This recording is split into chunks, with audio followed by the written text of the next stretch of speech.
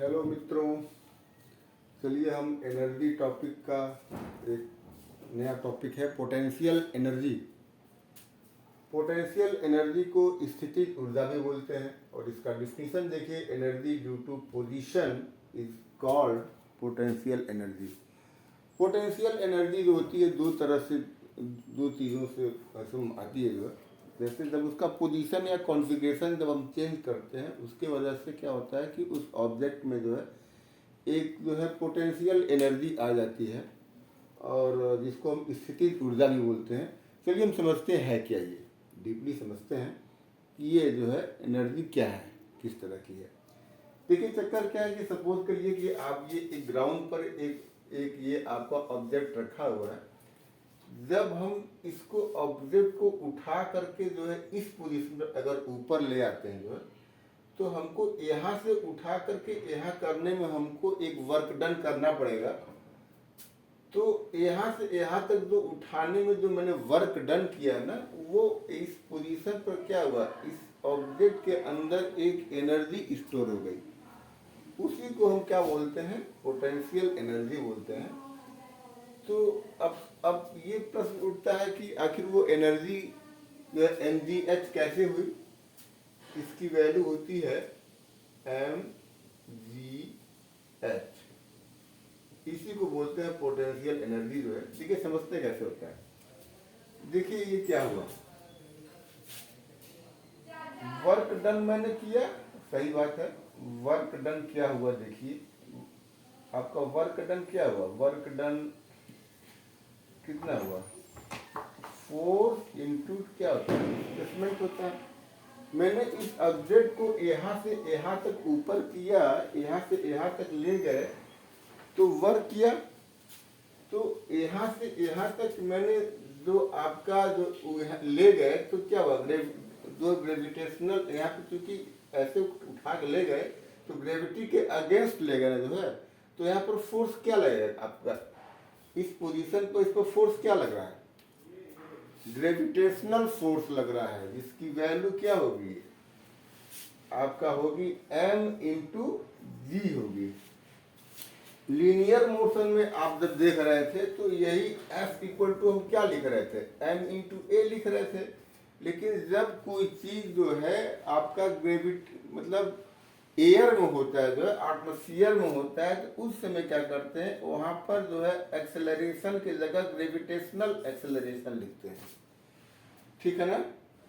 तो इसलिए यहाँ पर वैल्यू मैंने क्या पुट कर दिया, ग्रेविटेशनल फोर्स की वैल्यू पुट कर दी m इंटू जी। और इसमें अच्छा यहाँ पर क्या होता है, यहाँ पर हम डिस्प्लेसमेंट पुट करते हैं, लेकिन यहाँ पर क्या होगा, यहाँ से यहाँ तक ले गए तो क्या करेंगे, ये हाइट को हम पुट करेंगे, यानी क्या हो गया, हाइट हो गया।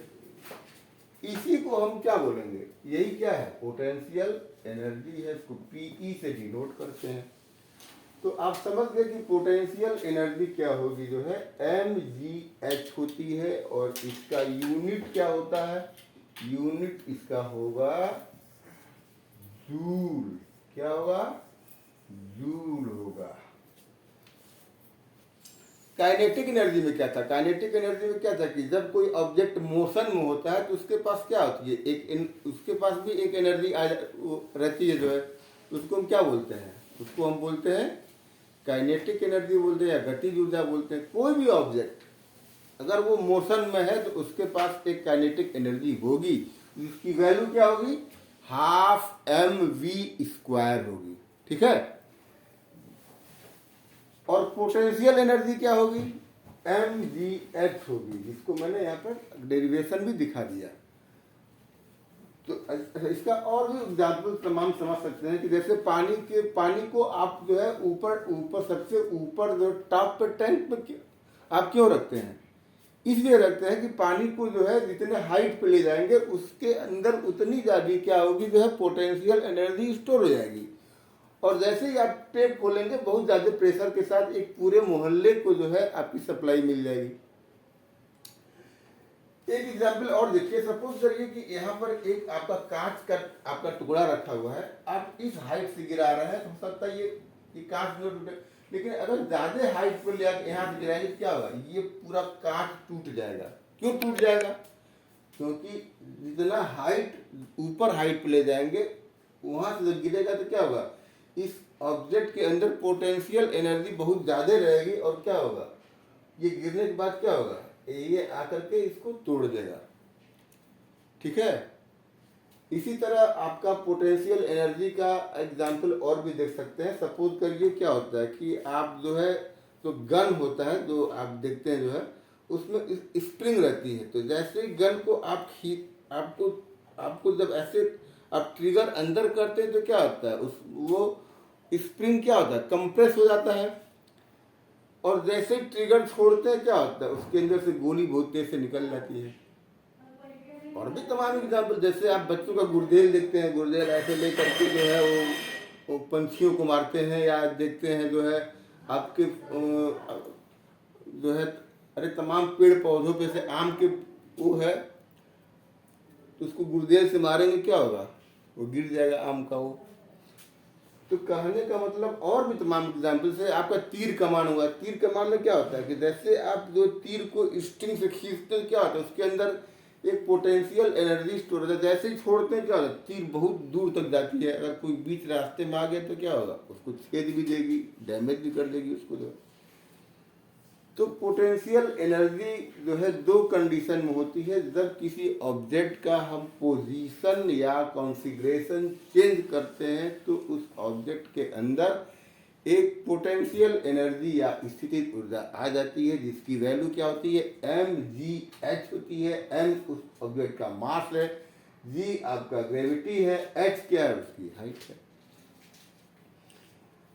तो इसको क्या बोलेंगे, इसको बोलेंगे ग्रेविटेशनल, क्या बोलेंगे, ग्रेविटेशनल पोटेंशियल एनर्जी बोलेंगे। स्प्रिंग वाले केस में वहां पर फील्ड क्या है, यहाँ तो ग्रेविटी की फील्ड थी।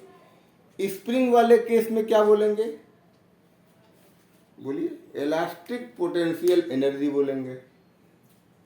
अच्छा, मैं ये चीज पूरी कॉन्सेप्ट हमको ये समझ आया कि आपको क्लियर हो गई जो है कि तमाम एग्जाम्पल के थ्रू मैंने बताया भी जो है कि इसको कैसे। जैसे आप एक चीज और देखिए जो है, जैसे एक रबर बैंड ले लीजिए।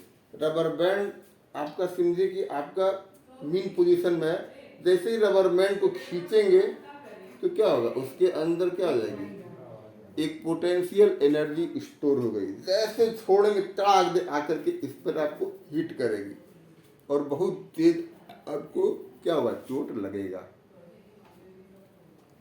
इस तरह पोटेंशियल एनर्जी के जो है हमारे जो है डेली लाइफ में बहुत सारे एग्जाम्पल हैं और हमको पूरी आशा है कि ये कॉन्सेप्ट आपका पोटेंशियल एनर्जी का क्लियर हो जाएगा, हुआ होगा जो है। धन्यवाद।